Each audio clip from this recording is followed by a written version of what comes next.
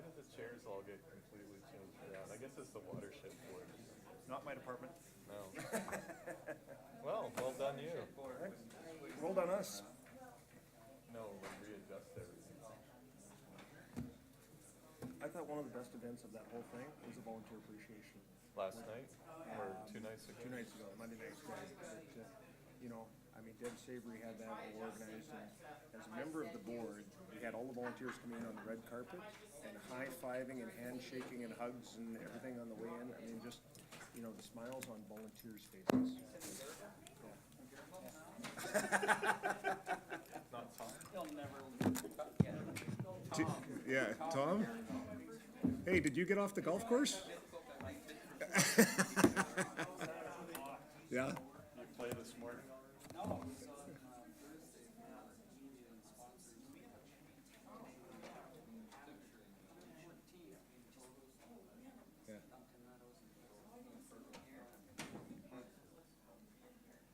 Yeah, speaking of that, we're dealing with the water issue. Yeah. I was told that in Scotland, they're playing on completely dried out fairways. It's a different, yes. Different kind of grass? It is a different, yeah. So it's not directly applicable to what might be happening for Duncan Meadows? No, I don't know that much about that sort of, but I do know that the golf courses are different. Okay. They're cut differently. So- It's still natural. Right. Yeah. So if the Duncan Meadows golf course the fairways go brown, will they still be able to have the tournament? I don't know if that's right. Yeah. It's not the expectation, I would think, and then you lead into their bid process through the Canadian Association and all of that. They may lose some of their credibility, I guess. Do they have any options? It's only a couple weeks away. The golf tournament? This weekend, I think. This weekend, Yeah. so they can't change it. They can't do it somewhere else. Yeah. Okay. Yeah. Ask them more, some of the golfs more. Well, I think you have a couple of people involved, so, Yeah, but that's the problem. yeah. Is they're gonna have a different I perspective? can't be sure that I would rather an independent opinion. Yeah. Ernie would know more than I would about turf conditions, okay? I'll talk to Yeah. directorship.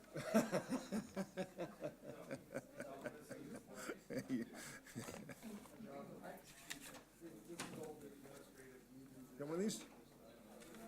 You got one of these? You're pawning off on us now? It's a gift, Mr. Farquhar. It is a gift. But Carol Taiji was involved in this, so yeah, spent quite a few bucks on it. Yeah. Yeah. Yeah. That's not me. Yeah.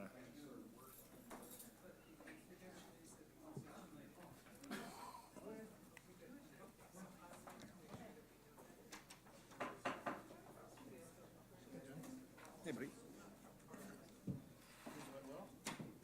Things going well. Good morning, everyone. I'd like to welcome you to the Regional Services Committee meeting for Wednesday, July 25th, and also like to acknowledge that we are holding this meeting on the Coast Salish territory. And also welcome today alternate directors Sebring, Patterson, McGonigal, and Jonas. Welcome. You can tell it's summer. And I'm looking for an approval of the agenda with one deletion. We have our delegation today has been deleted. Second. All in favor? Any opposed? Motion is carried. Adoption of the minutes from June 27th. Move. Second. All in favor? Any opposed? Motion is carried. Any business arising from the minutes? No business arising? Public input period. Seeing no members of the public in the gallery today, we'll move on to correspondence. Correspondence. No correspondence? Information. No information items? Moving then directly to reports. There is, we have Amy Melnick here today with R1 Film Cowichan update. Welcome, Amy.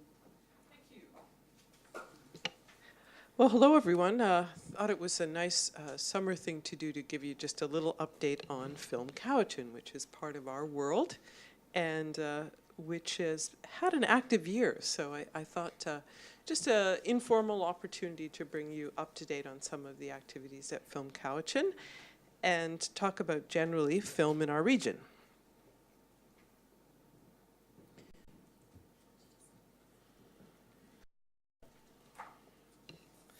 So now that we're through the technical difficulties part of the presentation, on we go. I want to talk about just briefly what's been happening during the last decade, and then actually I'm saying that it's a year in review, but since you haven't had an update in actually about 18 months, I will provide you with a full picture of what's been going on 2017-18. So in terms of the impacts on the local economy, there's been about 30 major films and television series shot here, which is quite remarkable. It goes on in the background of our region. And there's been an estimated $26 million spent on film activity locally and more than $56 million in local impacts on the community. The last major film that came here was Light of My Life, and that was just after Casey Affleck won the Academy Award, and no sooner had he done that than he landed here to make his film at Elkington House. And in the process, he and his production company actually spent about $300,000 or more in the region. Part of that was actually asbestos abatement at Elkington House, and they did considerable work on the house, leaving a nice, tidy framework for the community organization there to build on with their efforts to restore the house. And they also spent about 2 months in the region shooting locally and stayed in local hotel rooms. So they had quite an impact. And if any of you recall the media coverage from that event, it was quite extensive.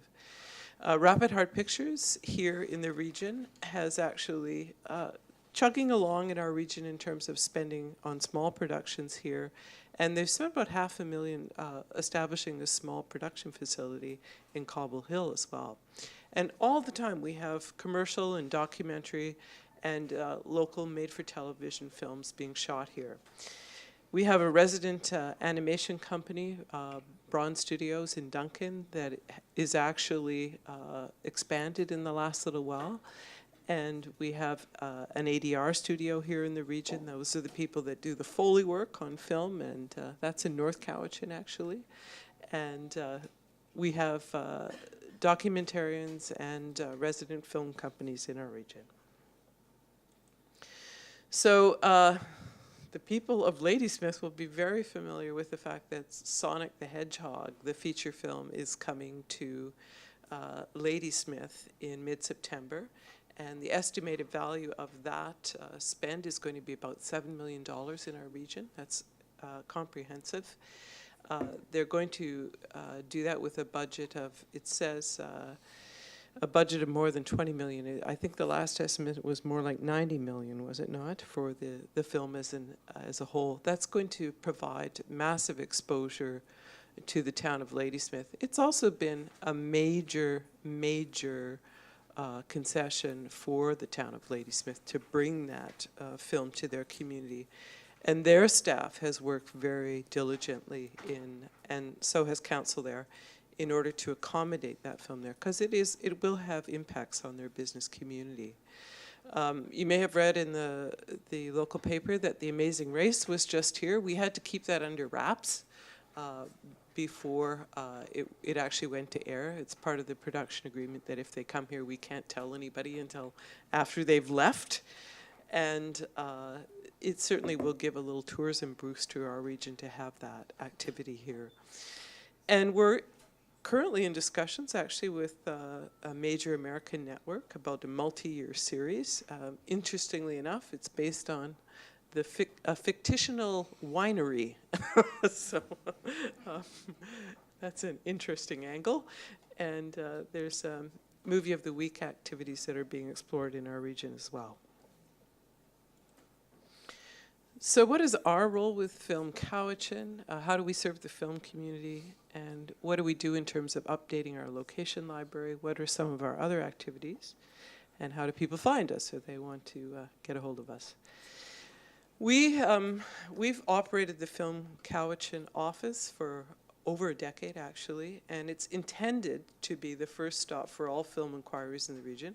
It isn't always. Sometimes those inquiries come through the film commissions, and they're relayed to the municipalities, but we try and be the first stop for all inquiries in the region, just so that we can coordinate information with municipalities and keep the lines of communication open. We work with our commission partners in film in Campbell River and with the South Island Film Commission as well to attract productions in the Cowichan region. We promote film locations, and we actually prepare dozens and dozens of location packages for people who are interested in filming here. And we assist with scouting and permitting and liaising with the municipalities and business organizations. And in the past, actually, we were also involved in local initiatives like the Indigenous Film Festival.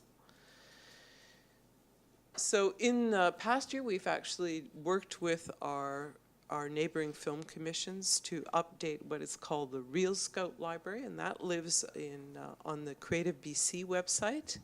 And on that particular website, we're showcasing the streetscapes and commercial and heritage and waterfront buildings, schools, marinas, etc. We've reached out to some of our local photographers in the region occasionally, like Councillor Patterson here, to even ask for assistance with updating some of the photos. And it's a source worldwide that people use to look at locations. And it's actually, I think, how Light of My Life ended up coming here. Casey Affleck saw a picture of Elkington House and said, that's where I want to come, that's where I want to be. Make it so. So these are just a few of the photos that are on the Real Scout, and many more. In the last few years, we've worked towards revising our film permitting process and trying to standardize the film permitting process with municipalities in the region and keep the lines of communication open, as I say. We did some promotion of the Rona building as a potential production facility, and we got great traction on that with the local media. However, we weren't successful in attracting a major production here. It would have been it would have had to have been a major production to fill up that facility. But we have supported other production facility initiatives and discussions that are going on in the region. And we've cross-promoted the training initiatives that InFilm has been working on with respect to training up local film crews on Vancouver Island. And that's a very exciting program.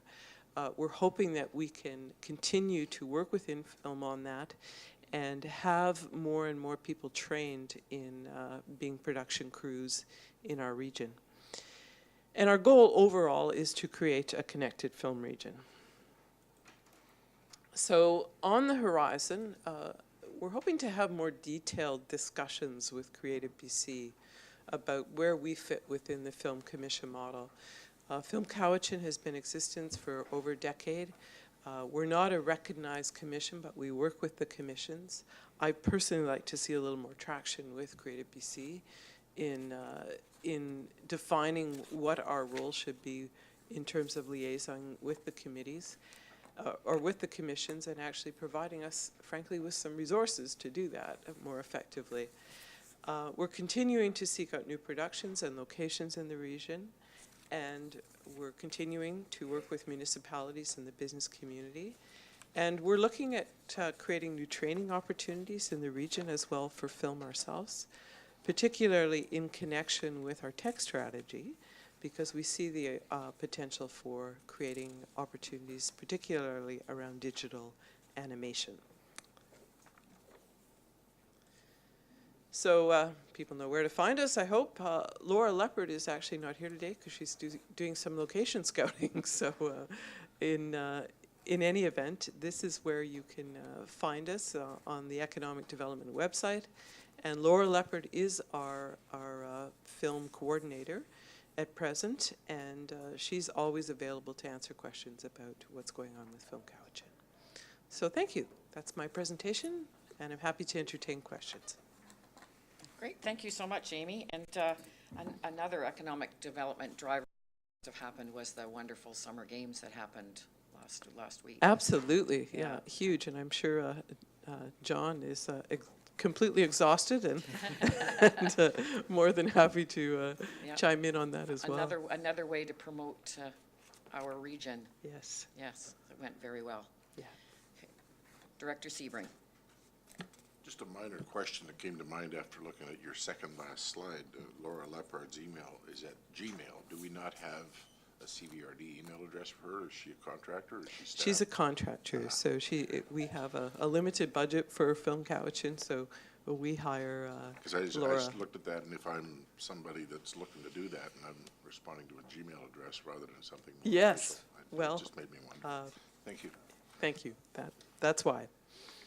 Okay, seeing no other questions. Oh, I do. Director Marsh. Thank you, Madam Chair. Through you to Ms. Melmock. Wow, that was really exciting. And it seems like there's a lot of momentum that's been happening across a lot of different economic development strategies since you arrived, and I appreciate your reports.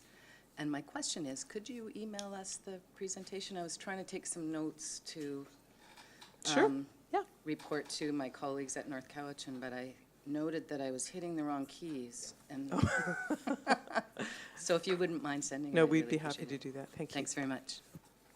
Great. Thank you very much, Amy, and good work and a busy department. Thank you. Yes, thank you. And just to note, Robert will be back, Robert Stitt, for the presentation in August on the airport, so it's not lost information for Yeah. you. Thank you. Thank you so much.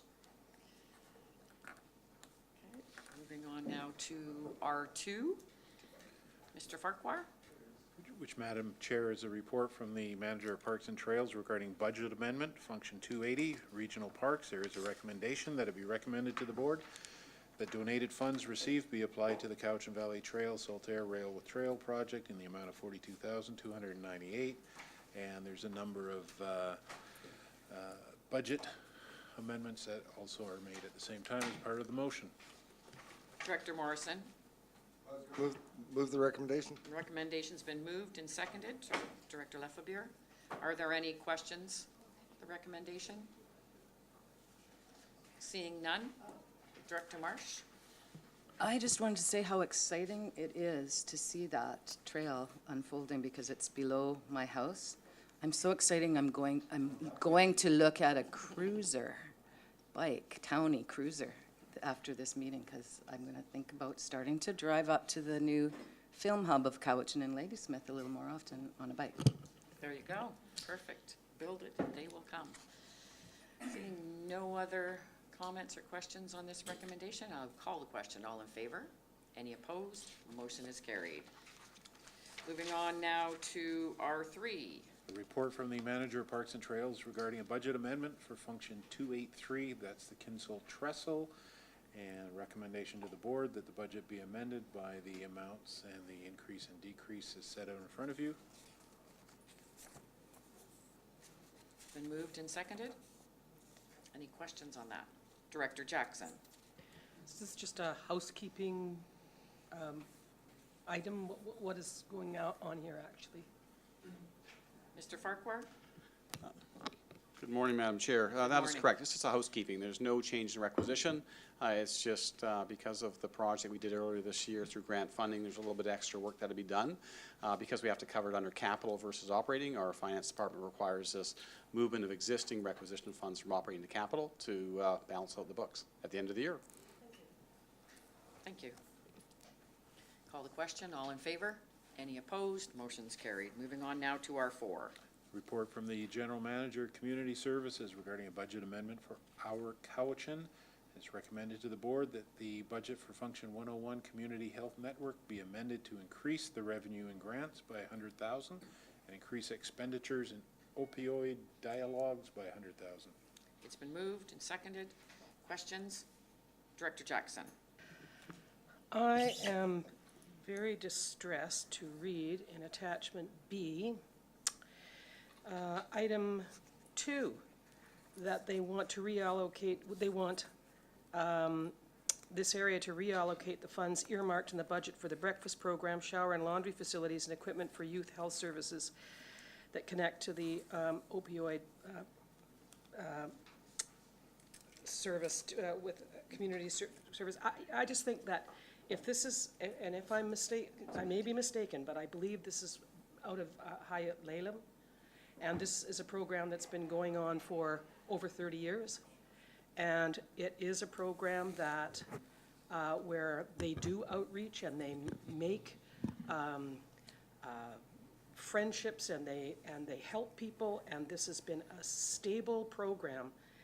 And for a senior organization like the Community Action Initiative to tell our area what we need when this has been a vital program for as long as many people have been alive, I really resent that. And if somebody would like to speak to that, I would love to hear it, because if that's what it is, I'm going to be opposed to this. I believe we have Mr. Elzinga who can help us out with that. Thank you, Madam Chair. We also are hoping that Cindy Lise, the executive lead of the Health Network, may be joining us shortly. She was in a meeting till 11 o'clock this morning. So I'll try my best to answer the question through to Director Jackson. That there are 17 communities in the province that are working on this initiative, receiving $100,000 in funding. I certainly agree that our local area recognized this need through the House of Friendship. And so the Community Action Team has received the funding and will be negotiating with the funder on what we can do in response to their directive that we can't spend the money in that direction. So we are proceeding with receiving the funding and then trying our best to meet both local needs as well as the funder's needs. But yes, you are entirely correct that the funder has requested that that particular part of the application not be funded. Follow-up, Director Jackson? So, in other words, it's not dead in the water yet. I'm just going to say that there will be continuing to be negotiation. From what we've seen so far, that's not their preference to fund that particular project. I find that absolutely astonishing. And I know that because of a number of deaths in the family, the people that run the House of Friendship probably have been unable to respond to this in a way that they would like. And so I feel that strongly about it. I mean, you're all going to vote for it, apparently, but I'm assuming, but I'm going to be voting against it purely on the basis of this, because I believe this is a hugely valuable program. Thank you. We do happen to have Cindy Lise has just arrived. Sorry that you've just stepped into a question that you've missed. And the question is about the Hayat Laylam Society. So the House of Friendship and their breakfast club, that this funding will go into a different, it will not be at the House of Friendship. So we just wanted some explanation. There was a question on that. If you could step to the podium. Hi, Cindy. I'm on there. Yes, you are. Through you to Sharon. Perfect timing to come in regards to the grant. Can I just do a little backup so you know what's happening with it? So the grant that we've applied for is around opioid response for the Cowichan region. Duncan, among a number of other communities across the province, have been identified as priority communities. Based on the challenge that we're seeing around the opioid crisis. And so because we have the community response team, also known across the province as the community action teams, which initially was the sobering and detox task force that was assigned through this table. Because we have that, and because we are a priority community, that's why we were able to apply for this funding. And so it was the community response team partners that came together to determine the best use for those dollars in our region. And that is where the piece around the breakfast program was identified. After we submitted the application, more information came forward across the province in regards to how they wanted those funds to be spent. And it's peer outreach, reaching those who are actually using substances at home, and part of the work that we've actually already applied for in regards to having coordination around how we respond as a community. And so we were not able to fund the actual programming for the breakfast program because it didn't have the direct access to treatment that they were requesting. And so, having said that, the funds were still provided to our community, and we have the next few months as a community to come together to determine how those funds are spent. And we know that the House of Friendship Breakfast Program is a vital program in our region that is desperately seeking funding. We also had a youth component to this grant that was not funded as well. And our team will come together to find out. And it was about $25,000 that was said no, but still given to us. So just want you to know that those funds are still there. And we will be working with the House of Friendship in regards to treatment and access to resources and prevention. There's no question that connection still exists. It's just that we could not put those funds directly into providing the food for that program. So follow up, Director Jackson, and then I have a little bit of a Sorry, speakers thank you. list, Directors Marsh and Just Director to clarify, the youth component is not funded. A piece, it's not youth component, it was we were applying for funding for a medical exam room for youth in a new project that's coming, and we couldn't use those funds for that piece. So the part of the breakfast program was to apply for funding for furniture, for that could be wiped down. Part of the funding for the youth piece was for providing furniture for the medical room. Those were the items that were pulled back, as was the actual food piece. So we can still work, we're still going to be working with youth, we're still going to be doing outreach, we're still going to be doing the treatment and prevention piece. It's just that specific components of that grant were pulled back. We have Directors Marsh. Yes, thank you, Madam Chair, through you to Ms. Lise. Thank you. I'm glad you arrived, because I couldn't have remembered all that stuff. But I'm wondering, I know that the 3 Rotary clubs have started this Project Starfish, where they're doing breakfast right now in 2 schools. Maybe they could be approached to do the breakfast club at House of Friendship. And the other thing I found out last week that, and I think it's a really wonderful thing, and it was a terrible tragedy, the Humboldt accident, but there was a GoFundMe page that apparently raised $17 million for the families of the people that were killed in that bus accident. So I'm wondering if the table would just put on the next agenda talking about perhaps a GoFundMe for those of us in the community who would like to be able to help directly. Thank you. For the youth medical. Thank you. And for those folks at the table, our community response team meets here in this building on the 3rd Thursday of every month, and I think there's a number of you in the room who may be on our mailing list. It's an open forum. It's a table that brings together multiple partners, RCMP, ambulance, community organizations, local government, where we really are bringing our heads together to try and address not only the opioid crisis, it's what came to us later, but substance use, not so much homelessness, but bringing the challenges around our homelessness population to the table. And you're welcome to come, and we are open to ideas. So if you have an idea such as what Councillor Marsh has just shared with us, send it our way. It gets put on the table, and we work our best to try and address those. And I also, just the executive director of the House of Friendship also sits or is informed on all of this as well. So Yeah. there's a direct connection with the House of Friendship. Director Lefebvre. Thank you. If I may, a question through you to Ms. Lissay. Are you in support of receiving this grant, even if you can't use it for exactly what you wanted? I mean, it's still $100,000 coming into your... Absolutely. And I might share with you that there were many ideas that were put forward in regards to applying for this grant.